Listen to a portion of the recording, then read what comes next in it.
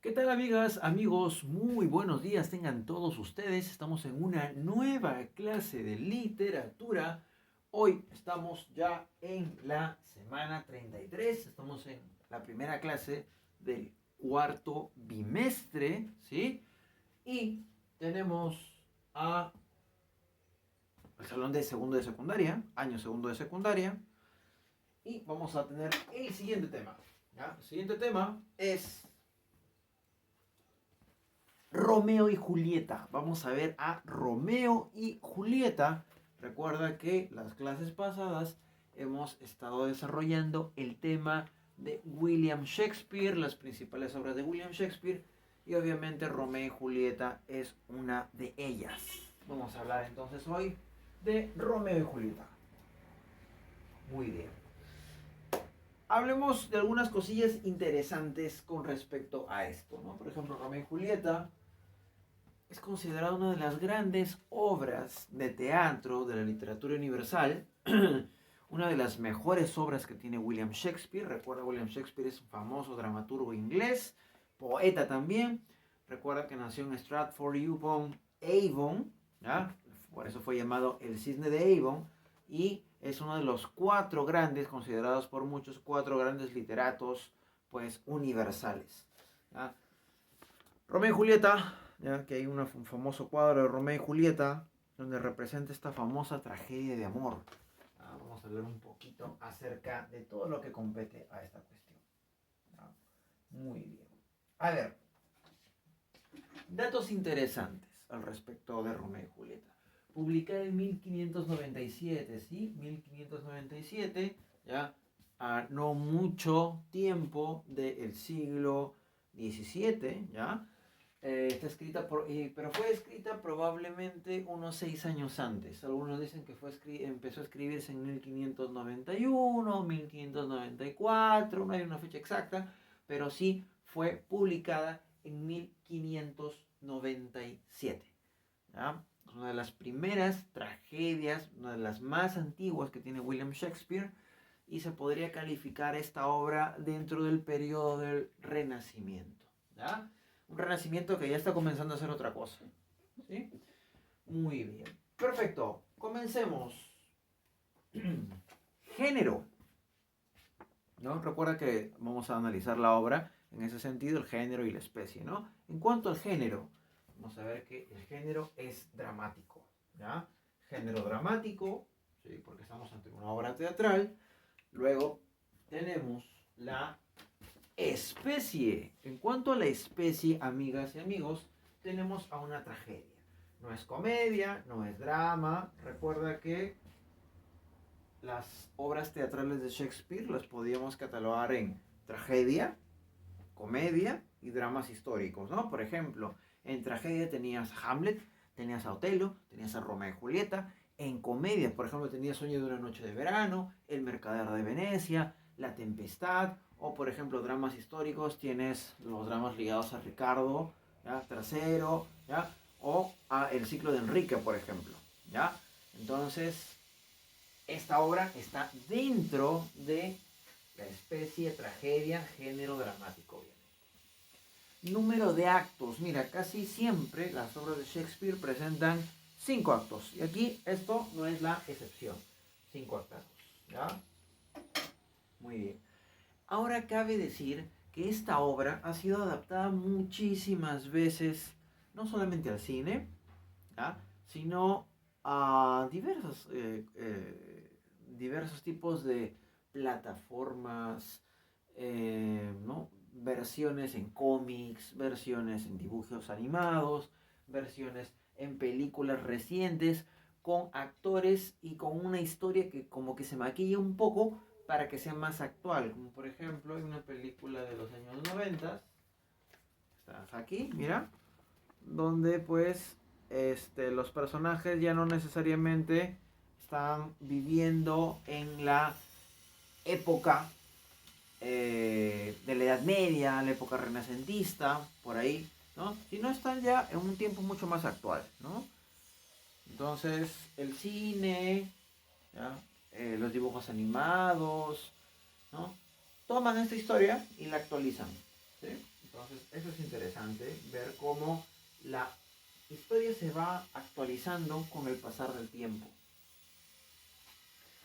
Pero, de forma general, vamos a decir que esta historia de Romeo y Julieta no necesariamente es de Shakespeare. ¿Ah?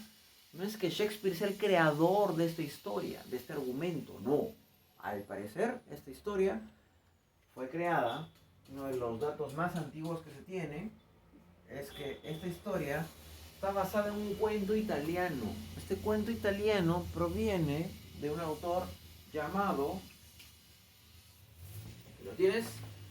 Matteo Bandello. Matteo Bandello, ¿sí? Matteo Bandello, un autor italiano, que tenía un cuentillo, ¿ya?, llamado Dos amantes que murieron, uno de veneno y otro de tristeza. Así se llamaba el cuento, dos amantes que murieron, uno de veneno y otro de tristeza. ¿Sí? Este cuento de Matteo Bandello, que por cierto está acá, mira, es un peloncito, ¿ya? Míralo, acá está, Matteo Bandello, ¿ya? Muy bien. Un peinado curioso, ¿no? Excelente. Buen peinado, ¿eh? Muy bien. Matteo Bandello fue un autor que copió un poco el estilo de, si tú te vas a acordar, de Francesco de Petrarca, ¿ya? Es un autor renacentista, ¿ya?, que tenía pues diversos cuentos. Entonces uno de estos cuentos estaba inspirado en una historia aparentemente medieval, ¿ya?, donde hablaba pues de un amor imposible, un amor que pues estaba dividido por las familias. ¿Ya? En ese sentido, ¿ya? Eh, va a haber un amante que va a morir envenenado y otro amante de tristeza, ¿ya?, de desolación. ¿Ya? Sí, la historia. ¿Ya? Matteo Bandello, al parecer, había escuchado una leyenda, antigua leyenda italiana, que hacía referencia a estos amantes, que también, ya que también puede citarse en la Divina Comedia. Al parecer esa historia es bien vieja, ya es de comienzos de repente de la Edad Media, porque Dante Alighieri también en una parte de su Divina Comedia, en el Purgatorio, en el canto número 6, habla de los Monteschi y de los Capuletti, de los Montesco y de los Capuleto, que son las familias que están relacionadas pues a Romeo y Julieta. ¿Ya? Entonces, ¿no?, Dante habla así, de forma muy rara, muy lejana. Matteo Bandello se hace un cuento. ¿Ya? Luego, al parecer, este cuento es leído por algunos autores ingleses. En este caso hay un autor importante que se llama Arthur Brooke, que este Arthur Brooke traduce el cuento de Matteo Bandello, le cambia algunas cosillas y tiene su propia versión inglesa. Al parecer, esa versión inglesa fue la que leyó William Shakespeare, y William Shakespeare tomó esa historia de Arthur Brooke, que Brooke había tomado de Bandello, y que Bandello probablemente lo escuchó o de repente lo leyó de la Divina Comedia, ¿ya? Y entonces es una historia de historia, ¿no?, que se ha escuchado. Eso es interesante para que pueda verse cómo Shakespeare operaba. Shakespeare no era el creador de la historia, del argumento de sus tragedias, de sus comedias, ¿ya?, de sus dramas históricos, sino lo que hacía él era recrear las historias, ¿no? Las escuchaba, decía, esto por aquí le falta una que otra cosa para que sea más interesante. O, no, por aquí la historia no pasa nada, como acaba, mejor le voy a cambiar, le voy a hacer un final más aparatoso, más sangriento, para que quede más chévere. Eso hacía Shakespeare, y lo hacía muy bien. ¿Ah? Porque entonces Shakespeare era un copión. Sí, fácil era copión, pero era un copión que hacía la tarea mejor incluso que el que tenía el original. ¿Ah? Y eso, para hacer eso, hay que tener muchísimo talento. ¿Ah? Entonces, pues bueno, ¿ya? Shakespeare no era el autor original, pero tenía mucha creatividad para aumentar, quitar, poner, sacar personajes, cambiar escenarios, historias. En ese sentido era un genio. ¿Ya? Vamos con los escenarios. Vamos con los escenarios de Romeo y Julieta. ¿Ya? Vamos con los escenarios de Romeo y Julieta. Un punto interesante es ver que hay dos escenarios. Uno, que es el escenario tradicional, el escenario general, el escenario donde va a pasar casi toda la acción, que es esta bonita ciudad, ¿ya? Que es acá. Mira lo bonita que es esta ciudad. ¿Ya? ¿Cómo se llama esta ciudad? Verona. Verona. ¿Sí? Verona. Esta es la ciudad principal, el escenario principal, Verona. Verona. Donde van a surgir los acontecimientos. Esta es la ciudad en la cual viven los Capuleto y los Montesco. Los Capuleto es una familia muy poderosa de Verona, a la cual pues pertenece Julieta, ¿ya? Mientras que los Montesco también es una familia poderosa, no tanto como los Capuleto, que tienen un poco menos de poder, por lo que se puede entender de la obra, pero esta pelea, ¿no?, entre Montesco y los Capuleto siempre se ha dado, no es como que hay un largo recorrido histórico, ¿no? Esa es una vieja pelea que tenían, ¿no?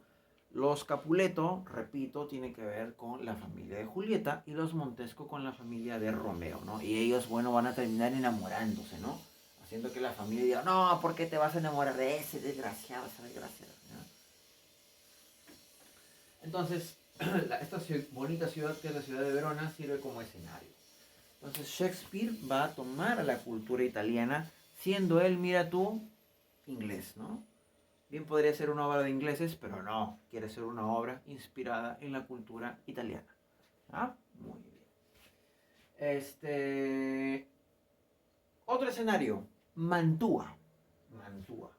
Mantua es un escenario que, vamos a decirlo así, secundario.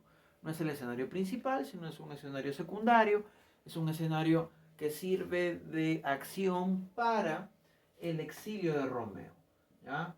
Cuando Romeo va a matar a un personaje clave en la historia, que eso ya luego lo voy a decir, si no va a ser spoiler, ¿ya? Romeo asesina a un personaje. A Romeo le dicen, Romeo, tienes que irte, porque si te quedas aquí va a pasar un montón de cosas. ¿Ah? La familia del que has asesinado te va a buscar y va a tener todo un pleito. Entonces Romeo, ¡fum!, se va para la ciudad de Mantua. Que Mantua, si tú te acuerdas, es la ciudad en la cual había nacido un famosísimo poeta, que es Virgilio. ¿Te acuerdas de Virgilio, el maestro de Dante Alighieri? Ya. Esa ciudad de Mantua es una ciudad muy antigua del Renacimiento, Italia, ¿ya? Muy bonita, mira tú esta arquitectura, muy bonita, renacentista, ¿ah? Que sirve escenario, pues, sirve de escenario para Romeo y Julieta también. Repito, es un escenario secundario. El más importante es Verona y el secundario es Mantua, ¿ya? Mantua, la tierra de Virgilio también. Muy bien, perfecto. Otras características, amigas, amigos, vamos a detallarlas a continuación. Por ejemplo, uso del coro, ¿sí? El coro es importante para introducir al espectador, ¿ya? Para introducir al espectador a la obra, ¿ya? En la obra. Esto probablemente tiene una influencia muy, muy griega, ¿ya? Porque los griegos tenían esta preferencia por que el coro introduzca en cuanto a la historia, ¿ya?, al espectador, ¿no? El espectador, por lo que decía el coro, se iba introduciendo a la obra, iba enterándose de lo que estaba pasando, de cuál es el contexto. En ese sentido es necesario aquí recalcar la importancia del coro. Personajes aristocráticos, por un lado, y populares, por otro lado. Quiere decir que aquí no es que hay una sola clase social, sino hay dos. Personajes aristocráticos, quiere decir los personajes que tienen mucho dinero, mucha plata, mucho poder económico, mucho poder político, que son príncipes, y también hay nobles, ¿ya? Los nobles, por ejemplo, son las familias ricas y los príncipes son, por ejemplo, hay un famoso príncipe llamado el príncipe Scalus o Escala, ¿ya? Que también va a tener una importancia clave en nuestra historia, en esta tragedia. ¿Qué más? Juegos de palabras, sí, juegos de palabras, que eso se entendería mucho mejor si es que nuestro idioma fuera el inglés, ¿ya? Pero pues no es así, ¿no? O sea, si nosotros leemos la obra traducida al castellano, esos juegos de palabras se van a perder, ¿ya? Porque tú sabes que traducir una obra no es que lo traduzco al pie de la letra, hay que interpretarlo bonito, ¿no? En el inglés hay muchos juegos de palabras, ¿ya? En el castellano no se nota tanto, pero lo ponemos para tener una idea de cómo es la obra en general, en su versión original, claro está. Por cierto, aquí hay una obra, una carátula original de la obra, que es esta de aquí, mira tú. Bueno, aquí fecha de 1599, entonces no es la primera edición, es la segunda edición probablemente, segunda o tercera edición, ¿ah? Pero más o menos para que tengas una idea, así eran las carátulas en la época de Shakespeare. ¿Ah? Mira cómo son, ¿no? No que su dibujito a color y cosas así, ¿no? Así nada más. ¿Ah? Muy bien, perfecto. Muy bien. Dice, la más excelente y lamentable tragedia de Romeo y Julieta. ¿Ya? Eso es lo que dice. Muy bien. ¿Qué más? ¿Qué más? ¿Qué más? ¿Qué más? ¿Qué más? Esta obra, esta carátula, bueno, la obra en general, está escrita de forma muy peculiar, como la mayoría de obras de Shakespeare. En prosa, ¿ya? O sea, usando la prosa normal, la prosa narrativa, y a la vez en lenguaje poético, por ciertas formas en verso, ¿ya? Entonces, eso es interesante cómo Shakespeare mezcla la prosa y mezcla el verso, y ambas las maneja a la perfección. Hay un balance, un equilibrio. El ambiente urbano, que es importante porque todo transcurre, como te dije, casi la mayoría de cosas transcurre en la ciudad de Verona. ¿Ah? El lugar que se podría denominar campestre un poquito es Mantua, ¿no? Que es un lugar un poco más alejado. ¿Ya? Pero casi todo pasa en la ciudad. ¿Ya? Como recordarás, aquí tenemos un hipotético retrato de nuestro amigo, nuestro bro, nuestro querido amigo, frentoncito, William Shakespeare. ¿Ya? Muy bien, muy bien, muy bien, muy bien. Chévere. ¿Qué más? ¿Alguna otra idea importante que podremos reafirmar aquí? Esta de acá. Uso de palabras cultas, palabras arcaicas, palabras antiguas, inclusive para la época. ¿Ya? Palabras que están relacionadas un poco al lenguaje latino, ¿ya? Que manifiesta Shakespeare. ¿Ya? El lenguaje rebuscado, ¿no? Lenguaje pues para gente culta, ¿no? Lenguaje que te remite al diccionario. Otra característica más podría ser esta de aquí. No se respeta el uso de las unidades aristotélicas. ¿Qué cosa es una unidad aristotélica, profe? Bueno, una unidad aristotélica fue una de las unidades, unos conceptos que había planteado el filósofo Aristóteles en una obra que se llama La Poética, donde te decía este filósofo muy antiguo, ¿no? Siglo IV a.C., cómo tenía que ser una buena obra de teatro. Mira, este es del siglo IV a.C., ¿ah? Ahorita estamos en el siglo XVI, ¿ah? Finales del siglo XVI, ¿ah? ¿Qué pasa? Que Aristóteles había tenido una influencia muy grande, ¿ah? En la cultura occidental. Y su teoría sobre cómo debería ser una buena obra teatral seguía siendo muy importante. ¿Qué pasó? Que a Shakespeare no le parecía que debía seguirse Aristóteles ya. O sea, Aristóteles está bien, pero Aristóteles es muy antiguo, habrá pensado Shakespeare. Yo quiero hacer algo nuevo. ¿Qué es lo que te decía Aristóteles? Que una obra literaria tenía que seguir ciertas pautas. Tenía que darse, por ejemplo, en base a tres conceptos: acción, tiempo y lugar. Acción, tiempo y lugar. ¿Cómo así, profe? Por ejemplo, Aristóteles decía que la obra tenía que plantear una acción. Una obra de teatro tenía que plantear una acción. Una obra de teatro tenía que estar planteada en un espacio de tiempo de un día solar. O sea, un día, 24 horas. ¿Ya? Para que la historia sea interesante. Y tres, en un solo lugar, en un solo escenario. ¿Ah? Entonces, aquí, por ejemplo, Romeo y Julieta no sigue esas pautas. ¿Sí? El lugar no es uno, son dos. Mira, Verona y Mantua. ¿Ya? La acción no es simplemente única, hay más cosas, ¿no? Hay más elementos, el tiempo también, no simplemente 24 horas es más. Entonces, resulta ser esta obra, Romeo y Julieta, resulta estar un poco en contra, romper, no respetar lo que decía Aristóteles en cuanto a sus unidades aristotélicas. ¿Ya? Entonces, Shakespeare era pues rebelde para la época, rebelde. ¿Ya? Las escenas violentas, otra cosa en la cual se reveló Shakespeare, ¿ah? Es interesante esto. Las escenas violentas se representan, ¿ya? Antes los griegos no gustaban representar la violencia en sus obras. Hay obras famosísimas en la literatura griega, tragedias famosísimas, como por ejemplo Edipo Rey, como por ejemplo La Orestiada, donde en los momentos violentos, que sí lo sabían, ¿ya? Los momentos violentos, se entendía que pasaba algo, un asesinato, se entendía que pasaba algún suicidio, porque el personaje o la personaje principal, ¿ya? Se escondía, ¿no? Se iba y ya se podía entender que había muerto o algo pasaba, ¿no? ¿No? Pero no es que se suicidara enfrente de todos en el escenario, no, se clavara una daga en el pecho, ¿no? No, eso no pasaba. Los griegos consideraban que eso no era muy decoroso, no era muy educado. ¿Tú qué crees que hacía Shakespeare? Recontra sangre por todos lados, ¿no? Harto ketchup, ¿no?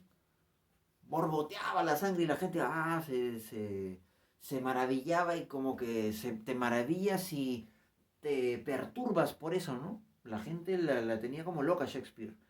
Shakespeare era muy sangriento en ese sentido, muy explícito. Las escenas violentas para Shakespeare se representan y mientras más violencia haya, al parecer, eso pensaba Shakespeare de repente, ¿eh? Mejor. ¿Ya? Entonces, en ese sentido, por ejemplo, la muerte de Romeo y Julieta, ya que ese es un spoiler, pero ya supongo que tú sabías eso, ¿ya? Que es tan característica, se representa obviamente, ¿ya? Con sangre y con violencia y con todo lo demás. Muy bien. Para acabar ya, chicos, los personajes representan arquetipos, ¿ya? El típico arquetipo de los amantes desventurados, los amantes tristes, que se ve en muchas otras historias más antiguas que el mismo Romeo y Julieta. Romeo y Julieta es una de las obras más representadas de Shakespeare en los teatros del mundo hasta la fecha, con pandemia y todo, ¿no? Junto a otras obras geniales, como por ejemplo, obra genial, tú ya sabes cuál es, Hamlet. Hamlet es probablemente la obra más representada de Shakespeare en todos los teatros. La segunda probablemente sea Romeo y Julieta, ¿ya?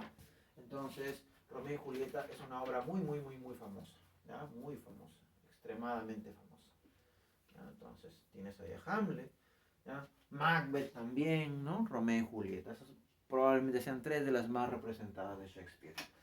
Shakespeare agregó los personajes de Mercucio y Paris, que eran personajes que en las historias originales de Mateo Bandel o de las leyendas que habían, no existían. Solamente que Shakespeare los agregó pensando que le podía dar más dinamismo, la historia podía ser más interesante, la historia de repente podía alargarse un poco más y no ser tan corta como en la leyenda podía estar. Entonces Shakespeare dijo, ¿por qué no agrego un personaje aquí, otro personaje allá, para hacerla más interesante, más dinámica? Y le resultó perfecto, genial. Nosotros no nos acordamos tanto de las leyendas antiguas, ni de Mateo Bandelo, ni que en la Divina Comedia hablaba un poco de Romeo y Julieta, no. Nosotros más nos acordamos por la versión excelentísima de Shakespeare, a pesar de que Shakespeare no creó el argumento de la obra, ¿no? Total. Muy bien. Y finalmente es una de las primeras tragedias de Shakespeare, una de las primeras tragedias de Shakespeare, ¿no? Esa tragedia es de la época del Renacimiento, ¿ya? Junto a otra, por ejemplo, que podría ser Tito Andrónico, ya que es una de las primeras tragedias que él tiene. Muy bien, chicos, algunos otros datitos, por ejemplo, que de repente por ahí se nos podría estar pasando, que ahí el primer actor, por ejemplo, que hizo de Romeo se llama Richard Burbage, ¿ya? Pero bueno, eso es un dato extra, ¿no? Importantísima obra, genial obra de la literatura universal. Ah, por cierto, en aquella época no habían actrices, no habían señoritas actuando, entonces la primera Julieta tuvo que haber sido un varón, ¿no? Cosa chistosa, imagínate, ¿no? Porque en la época de Shakespeare las chicas no podían actuar, ¿no? Era mal visto que una chica actúe, porque el trabajo de actor era un trabajo mal visto, entonces era deshonroso supuestamente para las chicas actuar, ¿no? Entonces la primera Julieta debería haber sido un varón actuando, ¿no? Y Shakespeare ahí dirigiendo, actuando también dentro. Imagínate, para que tengas una idea. Listo, amigas, listo, amigos. Espero que les haya gustado la clase. Hemos hablado un poco sobre Shakespeare. La siguiente clase vamos a seguir contando ya la historia en sí. ¿Sí? Cuídense mucho. Recuerden que hay ficha esta clase. Les habló el profesor Jonathan Mosacero. Cuídense mucho. Chau.